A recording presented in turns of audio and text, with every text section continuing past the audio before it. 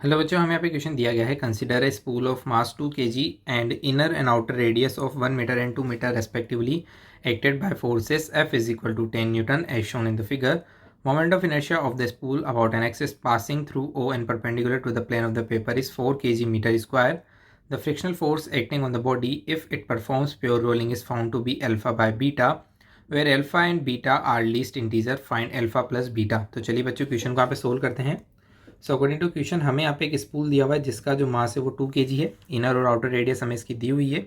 इसके ऊपर दो फोर्सेस यहाँ पे एक्ट करते हैं, this force and this force, जिनकी वैल्यू 10 न्यूटन दी हुई है. यदि यहाँ पे फ्रिक्शनल फोर्स की वैल्यू अल्फा बाय बीटा हो तो हमें फाइंड आउट करना है अल्फा प्लस बीटा यहाँ पे कितना होगा.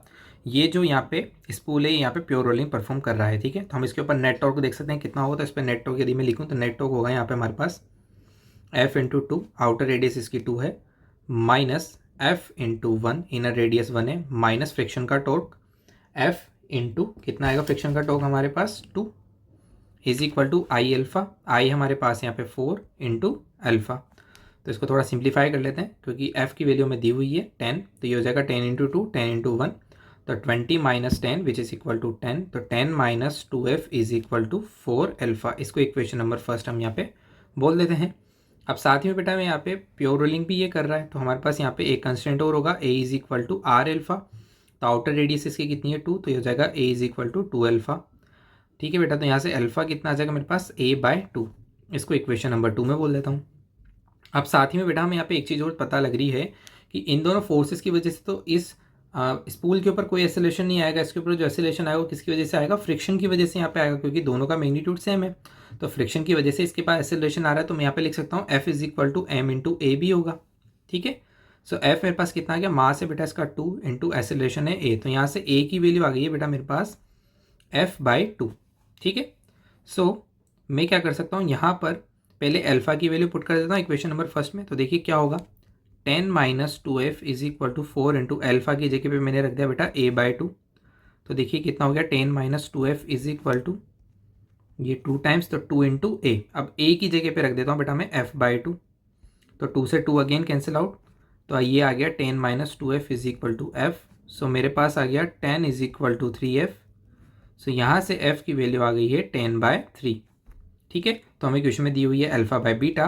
तो यहाँ से मेरे पास अल्फा प्लस बीटा कितना आ जाएगा बेटा, 10 प्लस 3 आ जाएगा 13. तो हमारा आंसर हो जाएगा 13.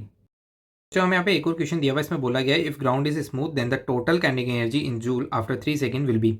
सो बच्चों इस क्वेश्चन में हमें बोला गया यदि ग्राउंड यहाँ पे स्मूथ हो तो टोटल काइनेटिक एनर्जी 3 सेकंड में यहाँ पे कितनी होगी, ये भी हमें यहाँ पे फाइंड आउट करना है. तो देखिए यहाँ पे बोला गया है कि जो ग्राउंड है बेटा वो भी स्मूथ है तो फ्रिक्शन क्या हो जाएगा बेटा 0. तो अब मैं यहाँ पे टॉर्क देख सकता हूँ, टॉर्क कितना होगा.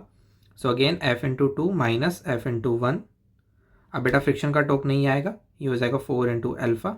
बेटा एफ की वैल्यू 10 है तो यहाँ से मेरे पास अल्फा कितना आ गया बेटा 20 minus 10, 10 divide by 4 which is equal to 5 by 2. ये मेरे पास अल्फा आ गया. तो बेटा मैं अल्फा आ गया तो मैं ओमेगा फाइंड आउट कर सकता हूँ. तो देखो ओमेगा क्या होगा मेरे पास, omega is equal to omega naught plus alpha into T.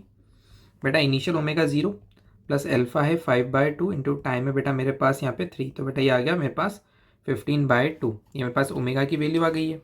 ठीक है, अब चूंकि फ्रिक्शन 0 है, इन दोनों फोर्सेस की वजह से कोई ट्रांसलेशन मोशन यहाँ पे नहीं होगा, तो इसका ओवरऑल कोई भी ट्रांसलेशन मोशन यहाँ पे नहीं होगा, सिर्फ रोटेशनल मोशन होगा. तो जो टोटल काइनेटिक एनर्जी होगी बेटा वो सिर्फ कितनी होगी यहाँ पे, रोटेशनल की काइनेटिक एनर्जी होगी that is half I omega square. तो बेटा ये हो जाएगा 1/2, आई की वैल्यू 4 है, ओमेगा की जगह 15/2 का स्क्वायर. तो बेटा कितना आ जाएगा, देखो ये 2 से 2 कैंसिल आउट हो गया.